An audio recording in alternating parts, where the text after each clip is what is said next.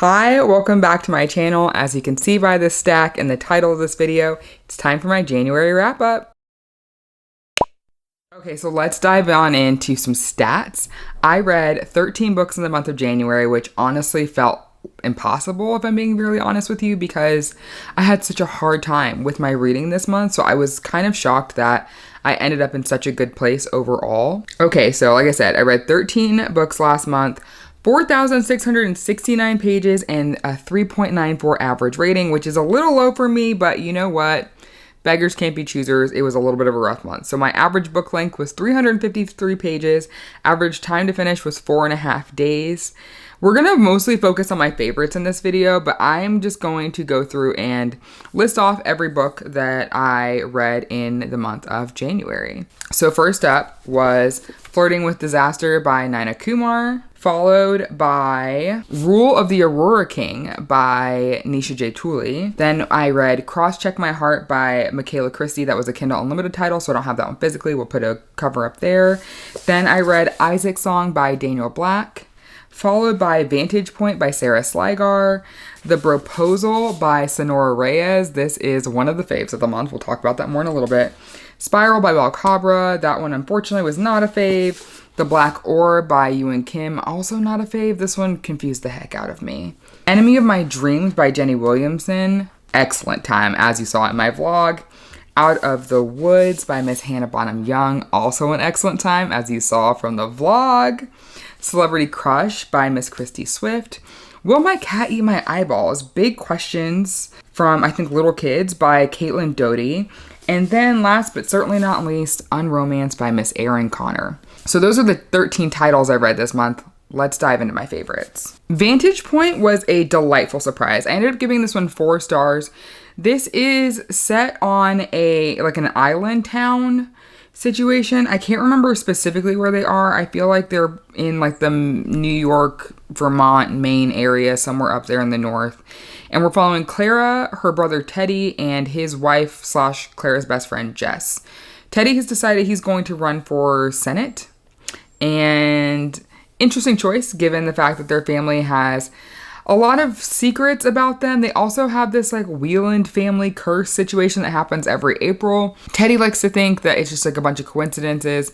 Clara is kind of haunted by it, and Jess is living well above her station and is just trying to go along to get along. This was so chaotic. This very much felt like if Succession met almost The West Wing, less so like the views of the support staff throughout the election run, but more so on the side where you see like the candidate and the family and that kind of end.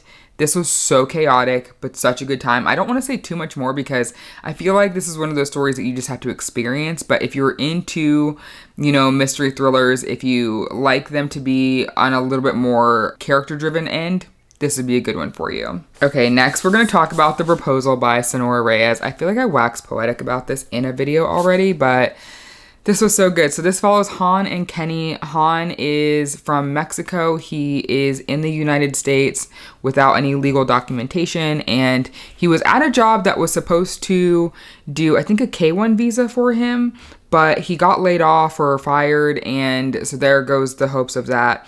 And so now he's really concerned about not only his status, but will he have to move back to Mexico? He doesn't have a great relationship with his parents, and he's really struggling. And then we have Kenny, who is Han's best friend, who is openly bisexual, but his girlfriend really downplays his sexuality and says, well, you're with me, so you're straight. That's bi erasure. That's not how that works.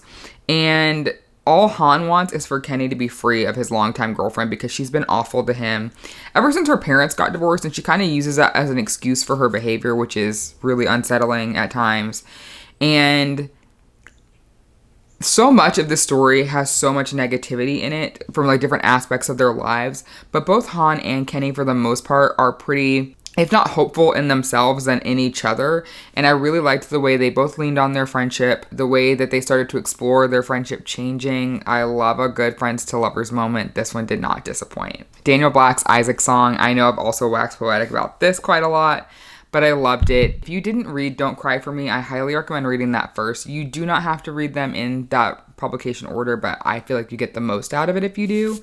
This follows Isaac, who is being raised by a father who loves him so fiercely but does not always like him and definitely does not always understand him, and a mother who tries to nurture the softer sides of her son while also being scared for his future. After Isaac's father passes away, on literally the first page you find out about this, so that's not a spoiler, his therapist is trying to help him work through a lot of his feelings and encourages him to write out his story, his life story, as he can remember it in journal entries. And that's roughly what the first half to 60% of the book is us experiencing his retelling of his own life and him understanding things in a different light, because he's no longer, an 8-year-old little boy trying to understand why his father was the way that he was, but as a grown man now is going through those things.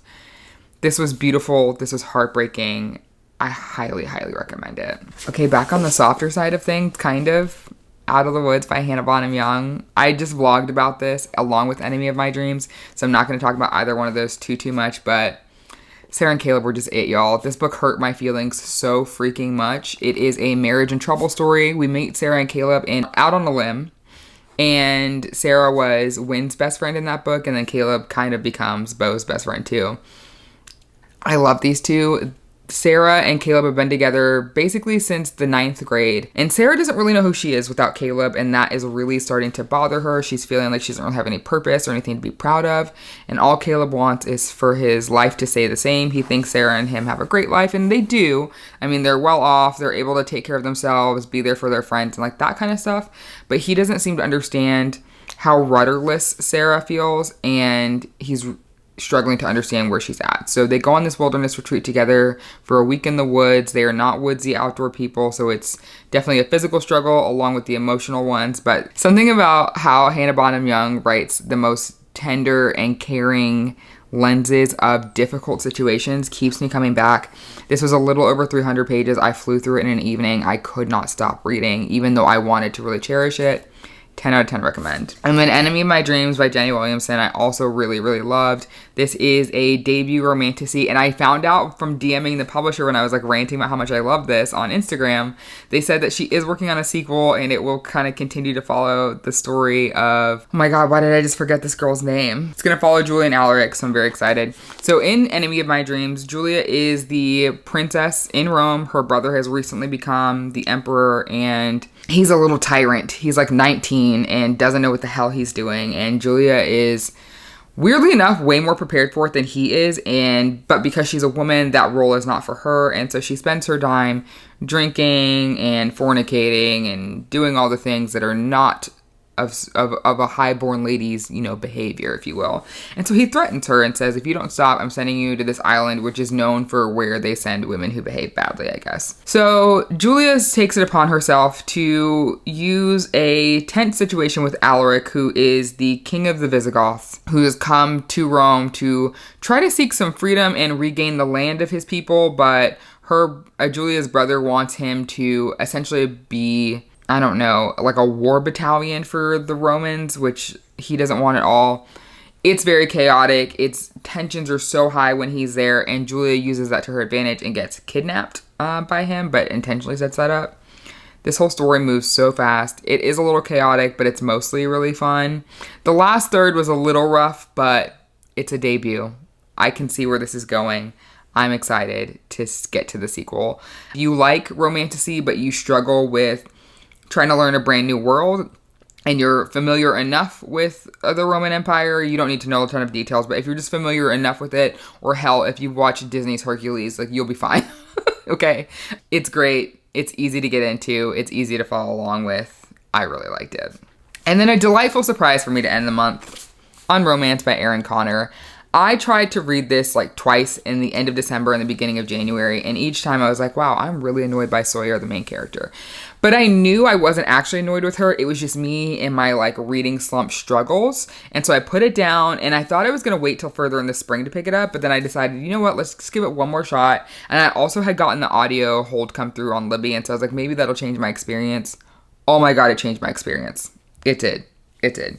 So Sawyer Green is a romance author who does not believe in happily ever after anymore after a string of just bad relationships, and feeling like she had to kind of put herself aside in that to maybe not put herself aside, but that she wasn't celebrated for like her work ethic, and that it became like a problem in her relationship because she doesn't do a traditional 9-to-5 job. She's an author, traditionally published. So there were times where she would disappear for a week to like be like face deep in her writing, and that didn't go over well with her partner. And then we have Mason West Alvarez here on the right. He is a actor on a procedural, medical show, think Grey's Anatomy, but less dramatic. And he hates working on that set. The director or producer there is really abusive, creates a terrible environment. And so he wants to leave to go start a production company with one of his best friends. But he's got a lot of bad press because Mason has this problem where he always ends up dating his coworkers. And because they're co-stars in the show, when the characters break up and then one of them gets written off the show, they tend to also break up, and Mason doesn't understand why his relationships never work because he is seemingly the perfect boyfriend. And so these two have a series of not so meet cutes. Sawyer is very much like, this is not how this is going to go. And Mason is a fucking puppy, and he loves her already. He's smitten with her from like the first sentence of talking to her. So they kind of go on this quest to ruin romance for Mason and then hopefully help Sawyer with her writer's block.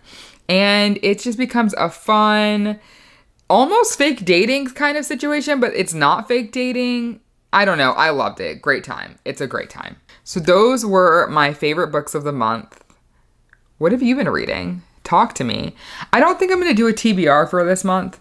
I was gonna talk to you about some things I'm hoping to read, but you know what? It goes better for me when I don't tell you and then I just get to pop up later and say, look at all the books I read. So we're just going to stick with that. Hit me in the comments and tell me what you're reading. If you got this far into the video, leave a cheersing champagne glass because we made it through the month. January is finally over, even though it felt like it was 42 years long. And with that being said, I will see you all in another video soon. Goodbye.